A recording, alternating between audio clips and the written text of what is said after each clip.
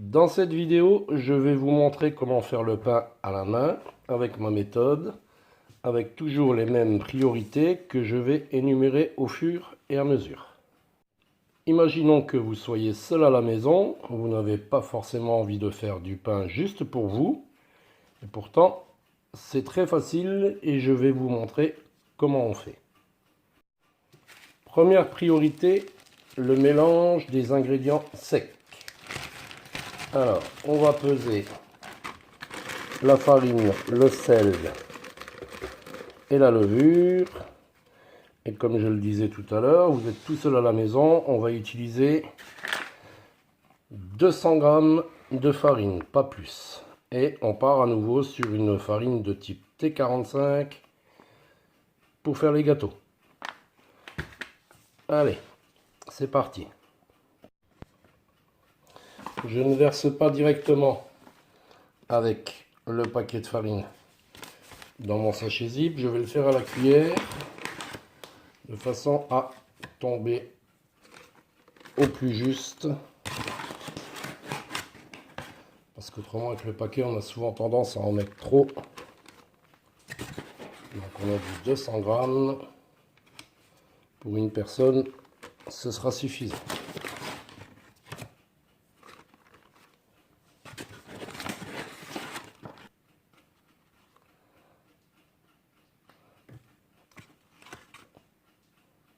Voilà, comme ça, ce sera bien.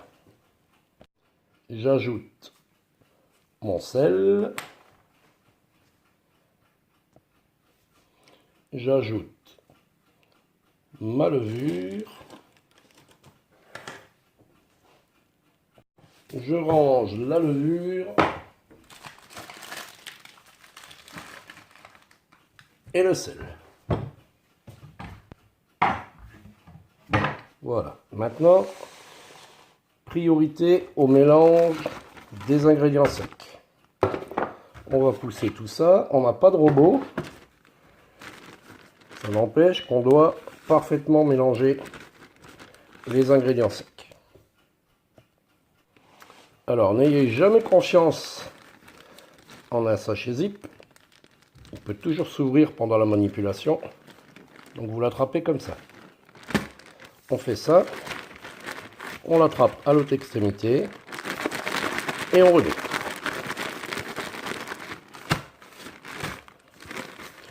On mélange les ingrédients secs correctement.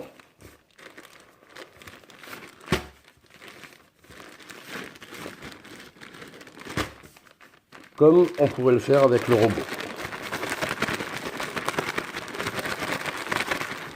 Voilà, là on a un vrai mélange de nos produits secs.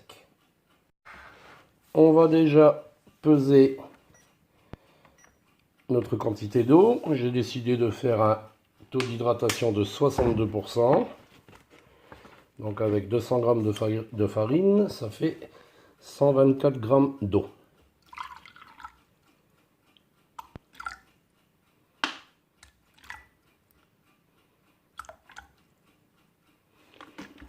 Voilà.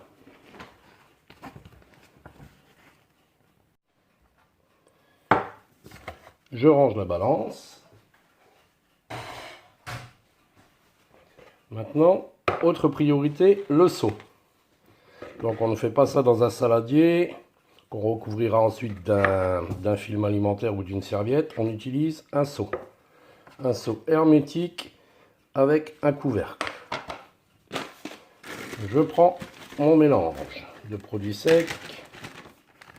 Je le place dans mon seau.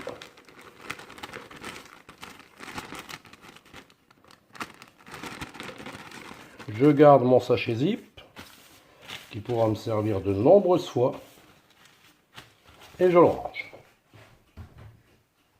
Prochaine étape, nouvelle priorité, chauffer l'eau entre 33 et 35 degrés.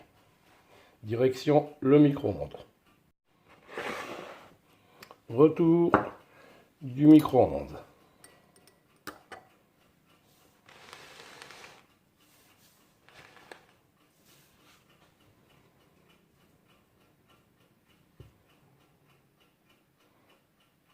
C'est bon. Prochaine étape, le mélange avec l'eau. J'égalise ma farine dans mon seau et je jette l'eau à l'intérieur. Non, c'est une blague. Donc on ne fait pas ça. Priorité absolue, la seringue. Avec ma méthode, c'est seringue ou rien. On a délicatement mélangé les ingrédients secs et maintenant on va délicatement incorporer l'eau. Donc on a 124 g d'eau, pas plus. Donc on fait avec et rien d'autre. Je fais tomber l'eau un peu sous forme de pluie. J'essaye d'être régulier. Voilà une première seringue d'eau injectée. Je prends ma cuillère à soupe et je commence mon mélange.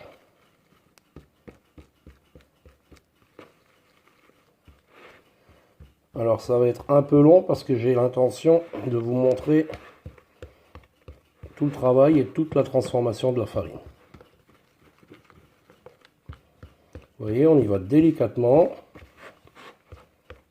On prend soin de la pâte.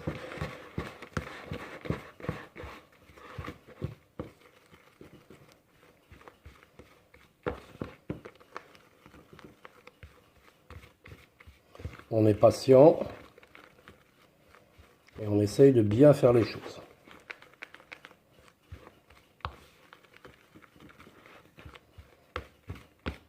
Donc vous devez absolument faire pareil. Et ne pas vous dire, allez hop, j'en ai marre, je mets toute l'eau. Non, non, non. On ne fait pas ça. Alors, j'égalise à nouveau. Je vais injecter de l'eau. De la même façon que tout à l'heure. J'essaye d'être régulier.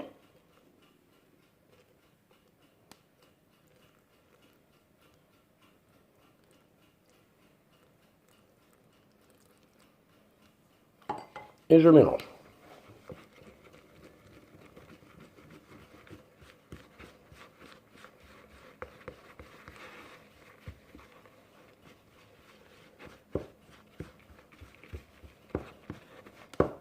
J'enfonce la pointe de ma cuillère et je remets. Là, vous commencez à voir la transformation de la pâte.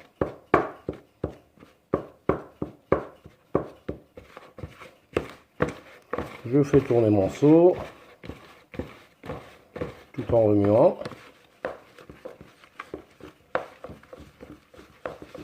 On a le temps. On va se faire un bon petit pain juste pour soi. Alors on fait bien les choses.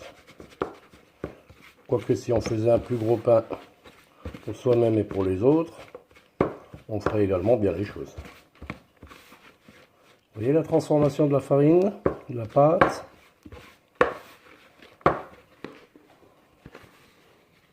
Voilà, regardez. C'est pas beau?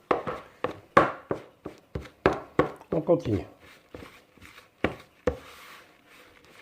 J'essaye de détecter si j'ai de la farine sèche qui traîne au fond. J'enfonce la pointe de ma cuillère pour casser la pâte.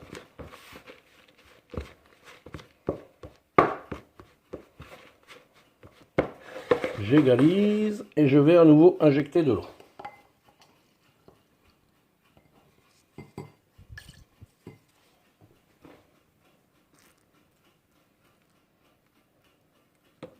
J'essaye de repérer les parties sèches. Et je remets.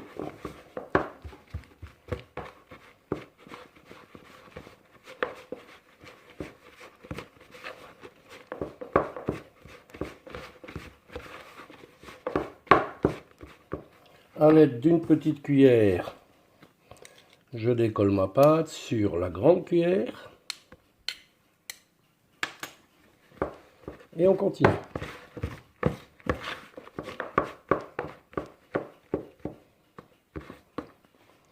On va injecter le reste de l'eau. Il ne reste plus beaucoup. Vous voyez, il reste ça.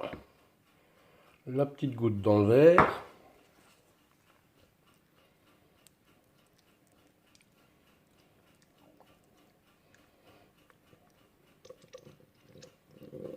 Terminé.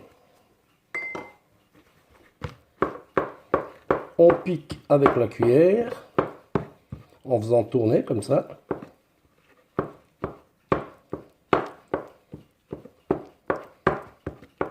Et on remet. On écrase.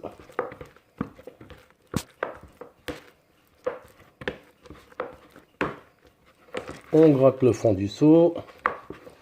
On récupère les petites parties sèches qui sont visibles ici.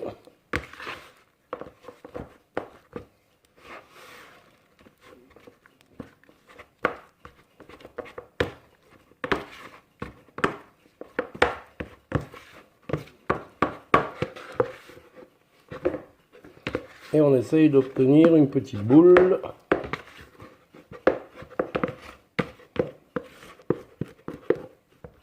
Comme ceci.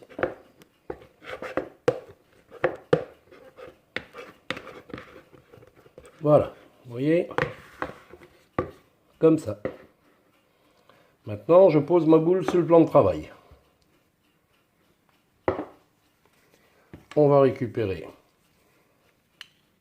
la pâte qui se trouve ici.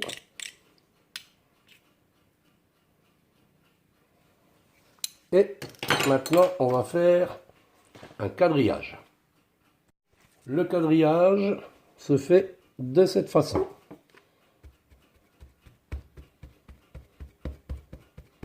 Dans un sens et puis dans l'autre.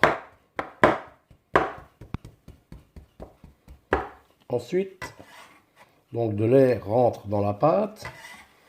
On replie la pâte de moitié et on poursuit.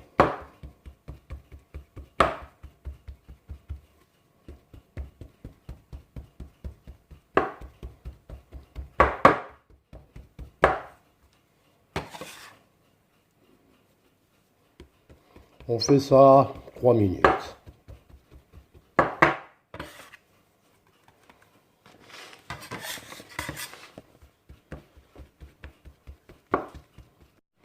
Voilà, terminé. Je prends ma pâte, je la place dans le seau. Maintenant, on va la laisser reposer. Donc un seau bien hermétique. Et on va la laisser comme ça à peu près 1 heure. Donc inutile de la mettre dans un endroit chaud. On peut la mettre au-dessus d'une armoire, dans le four, qui n'a pas chauffé évidemment, dans un placard, à l'abri des courants d'air en tout cas. En principe, je la laisse au moins 1 heure comme ça.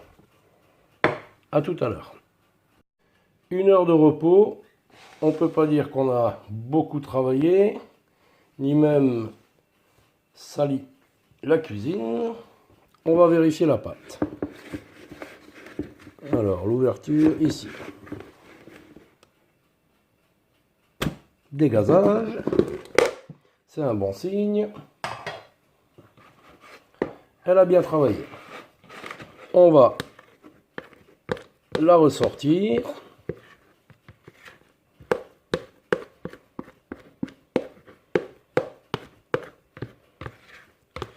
Et on va à nouveau faire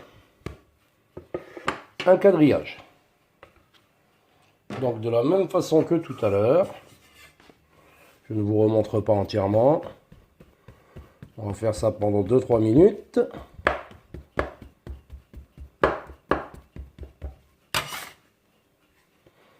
Allez, je coupe. Voilà, terminé. On remet la pâte dans son seau. Hein, donc je le répète, c'est vraiment pas beaucoup de boulot. On referme. C'est le dernier quadrillage qu'on fait. Et on se retrouve tout à l'heure pour faire le pain. Donc dans 1 heure, dans 2 heures, dans 3 heures, on verra bien. Le minimum, c'est quand même 1 heure. Donc ensuite, on façonnera le pain. On ne mettra pas de la farine partout. Vous verrez, c'est un travail propre, simple et rapide. À tout à l'heure. Finalement, je suis de retour 4h30 après avoir posé la pâte dans le seau. Donc on va voir dans 2 minutes ce que ça a donné. Je vais en attendant préparer la plaque qui me sert à enfourner avec mon petit papier sulfurisé. Voilà, qui sera suffisant. Je la mets de côté et je vais aller chercher le seau.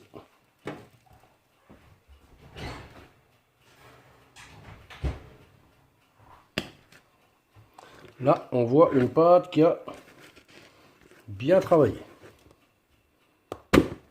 Dégazage.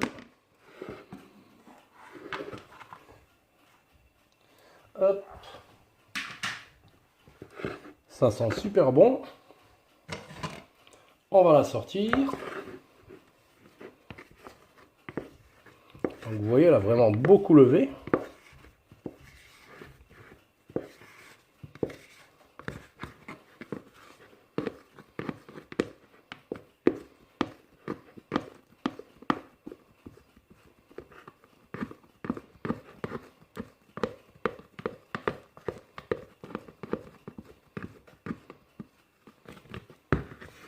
Et on la sort du seau. Voilà.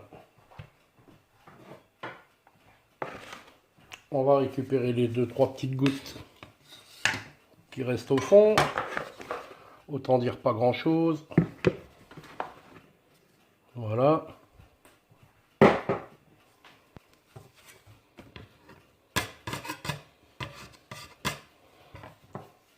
Maintenant, on va lui donner la forme. Donc, comme d'habitude, pas de rabat, pas de repli.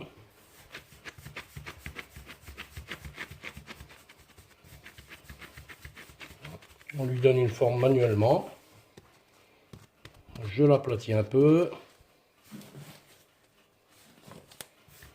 Je l'allonge.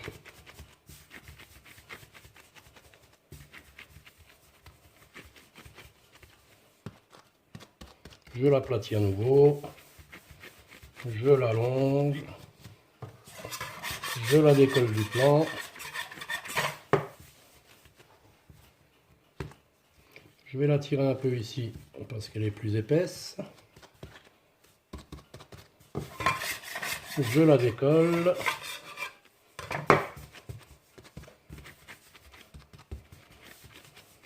Voilà, ce sera suffisant.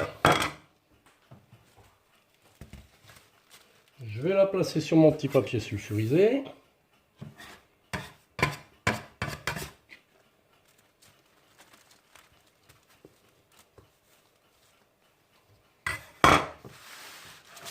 Comme ceci.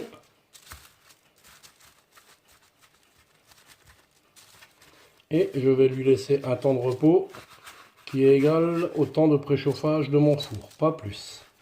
Je vais la recouvrir en attendant d'un petit tissu.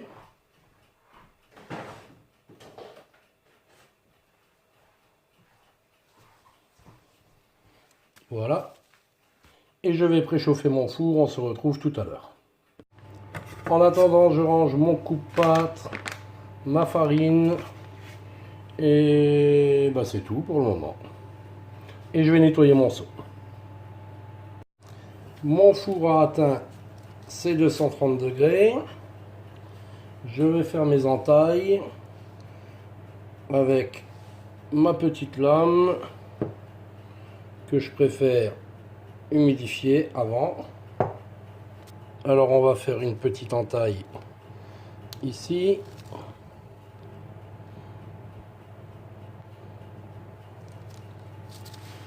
Et une autre ici.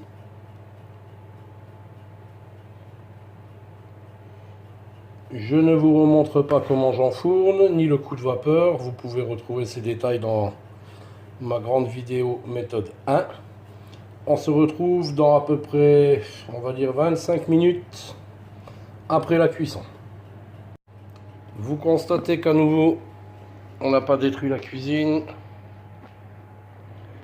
Il n'y a rien de sale. Et on attend la fin de cuisson. Le temps de cuisson est terminé.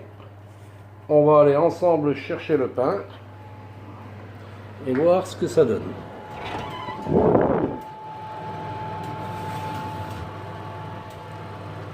Le voilà.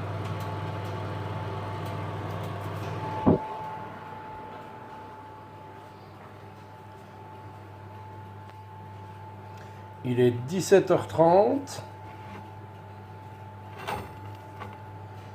On va le laisser refroidir 1 heure au minimum. Et ensuite on viendra le couper et le goûter. J'ai un petit problème de contraste avec la nouvelle ampoule que j'ai branchée. Dès que j'approche les mains,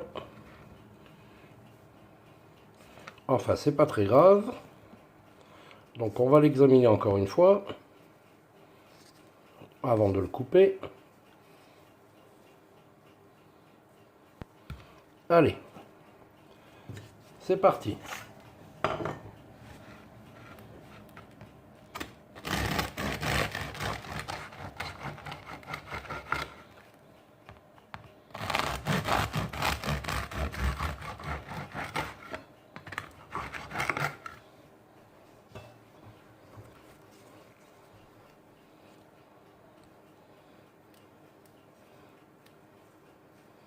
C'est pas vilain. Sur ce problème de contraste, on va essayer de résoudre ça. Là, on est un peu plus près de la vérité. Bon, ben on fera avec, hein, c'est pas grave. Donc là, vous voyez l'ami.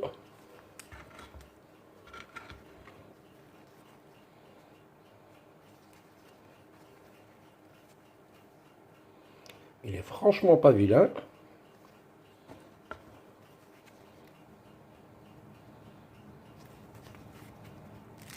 Croustillant. Et maintenant, on va le goûter.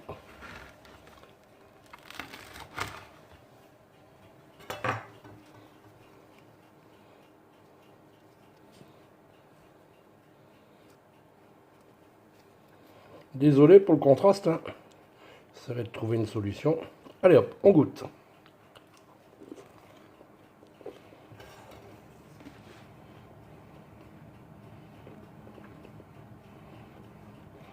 Il est carrément super bon. À recommander et à recommencer. Donc, n'oubliez pas, avec ma méthode et les petites techniques que j'ai mises au point, telles que la levée en seau, le quadrillage, la façon de façonner le pain sans repli, sans rabat, le coup de vapeur, la façon de mélanger les ingrédients secs, la façon délicate d'ajouter l'eau ensuite au mélange, sont toutes des petites astuces qui vous permettront de faire du pain avec quasiment n'importe quelle farine. Donc inutile de faire des grandes quantités. Vous pouvez très bien faire un pain avec 350 g de farine, avec 500 g, avec 750, mais également, comme vous l'avez vu dans cette vidéo, faire un petit pain à la main qui demande peu de travail, qui salit pas énormément la cuisine. Et en respectant bien l'ordre des petites astuces de ma méthode, vous allez pouvoir réaliser également des pains en mélangeant les farines, ajoutant de la graine, travailler avec du levain, la levure fraîche, etc., etc. Voilà, je vous souhaite de bons pains. Et puis à la prochaine pour un nouveau test. Bye!